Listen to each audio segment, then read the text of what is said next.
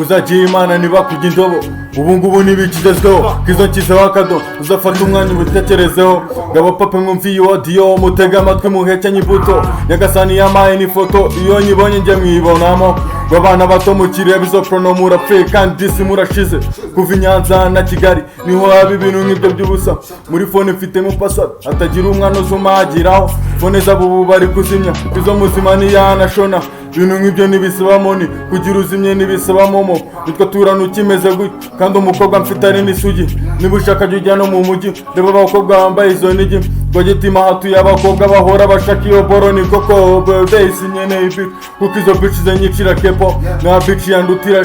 nano mukapo wangira igipupe pepe rurashaka gukatwa akaboko kira ku mwana wa Kizo na bitch yandutira kepo nano mukapo wangira igipupe umugore yandutiye mugo geze mu rugo nkiraho akadomo ubwo feta bazanye ibikapu ngo mucumbikire kandi narakabye mu gipanga ntabwo ari soko winjira mushakashira umuteto uyu mwana yaba n'umunyoni kugira mbyemeraza n'amahera dore hiti yakozwe na Kate afite kepo yakozwe na Daddy izo bitch zigenda nka Kate dushyize mu rugo ni hava umusizi shaka ibitch urahwana nayo zakora uvuga utazaba nka meya ugushyingirwa nuzana indobo mu gihe utazina umubaro w'ibase gwino hano tukwereke mumfi bazumenye gutandukanya ubukwe umva abasore bo muri ghetto bashoboye kwirira abana bato buri duciye agasuyiceho hanyuma hasigaye n'abaveho zani mfite mite n'abatamuzi bese umiteho mitemba gutamo ndamenyereye nahawe kado niyo nkwaye inyaga babona uri nka so uzavuge cyane nk'agasuku ndatuma nanjye mpinduka amashagu mwasahora nawe urusaku niyo mpamvu bamujyana agapapu avunikiyo yaguye ivutu bavuze ibica hinduka gatatu